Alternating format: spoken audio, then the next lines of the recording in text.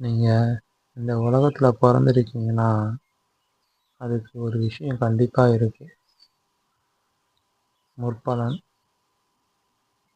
முன் ஜென்மத்தில் உள்ள பலன் உங்களால் அடைய முடியுன்றதுக்காக இந்த ஜென்மத்தில் பிறந்திருக்கீங்க.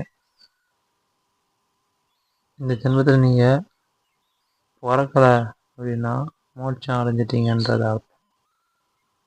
பிறக்கலைன்றதை எப்படி தெரிஞ்சுக்கணும்னா, அதை மாணிக்கவாசகர் பாடியிருக்காரு.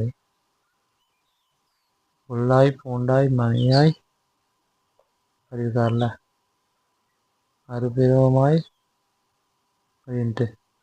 ஸோ அந்த மாதிரி எந்த ஒரு உயிரினங்களும் இல்லாத மாதிரி நம்ம வந்து பிறந்திருக்கோம், மனுஷனாக பிறந்திருக்கணும். அதுக்கான நன்றியை நம்ம தெரிவித்து நம்ம பிறந்ததுக்கான பலன் என்னவோ அதை அறிஞ்சு அதை செயல்படுத்தி பிறந்த நாள்லேருந்து உங்களோட பிறந்த நாள்லேருந்து இனிமேட்டில் இருந்தாவது உங்கள் கர்மாவை விளக்கிறதுக்கு நீங்கள் நல்ல விஷயத்த செய்யுங்க. அது செஞ்சாலே போதும்.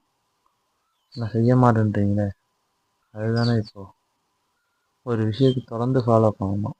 ஃபாலோ பண்ணாமல் இருந்தால் தாங்க கஷ்டம். எப்படி நம்ம தினமும் சாப்பிட்றோம், சாப்பிடாமல் இருக்க முடியுமா?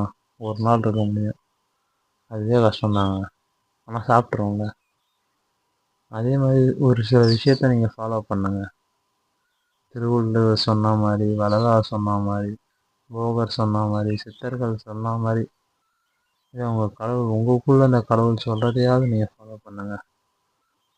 இல்லை உங்கள் சுற்றி உள்ளவங்க நல்லதுன்னு சொன்னாங்கன்னா அதை கேட்டு நீங்கள் ஃபாலோ பண்ணுங்கள். நீங்கள் ஃபாலோ பண்ணிங்கன்னா உங்கள் ஞானத்தை நீங்கள் பெறலாம். நன்றி.